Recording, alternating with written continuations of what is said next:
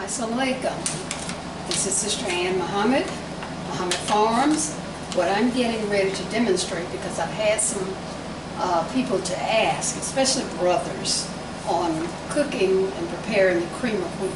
This is the cream of whole wheat, and of course the instructions are on the back.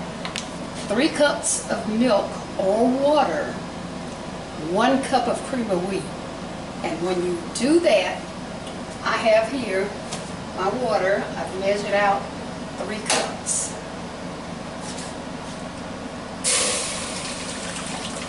Three cups of water. And everybody has their different salt requirements, or salt likes and dislikes. We're going to do a ½ teaspoon of salt. If you want more, you can always add more. And we're going to bring this to a boil.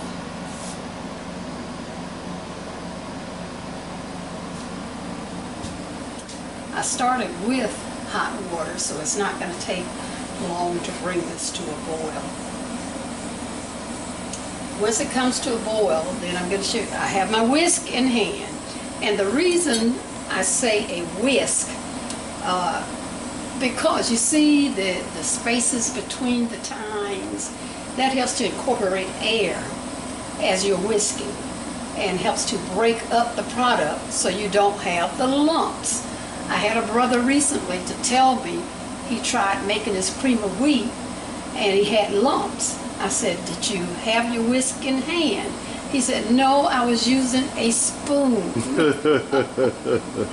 A spoon will not give you the ability to break it up as it's cooking and whisking. It's just going to be stirring it.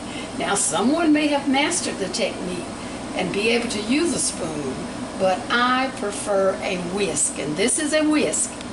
And I prefer a smaller one versus a large one. I do have larger ones that I use for different things, but as I'm pouring, you see I'm whisking.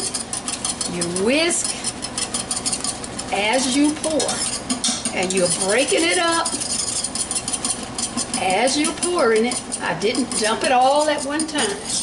How much did you put in there? 1 cup. 1 cup. Okay. 3 cups of water for 1 cup of cream of wheat. And you can see already it's beginning to boil. So I'm turning my heat down. And I should have put my timer on 3 minutes. I'll use my trusty assistant. Well, I can do it. Okay. Okay. And really, all it takes is about 3 minutes. Of course, you can continue to cook it. And at this point, you can add other ingredients. Sometimes I'll add cheese, Parmesan. Grated Parmesan is good. We're having this as a supper tonight. This is our evening meal. Before it starts getting thicker, now you can turn your heat down very low.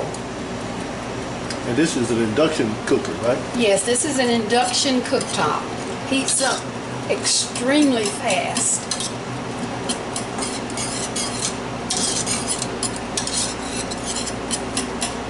Now you can see there are no lumps in here. Absolutely no lumps. And that is because you whisked as you were pouring. And that is the key. Getting a good whisk, using that wrist movement, and continuing to stir as you pour. Now it's basically cooked. I don't really have to continue to stir it. But at this point, I can take it off the heat. Add my butter. You can add some milk now before it gets cool to give it a creamier consistency, and your butter. Also, you can add fruit. Tonight I have some of the peach preserves that I have made, and we'll have some of that to go along with our toast. In a minute you'll see our complete meal that we're preparing here, in my Muhammad Farms / Staple Goods Project kitchen. All right now.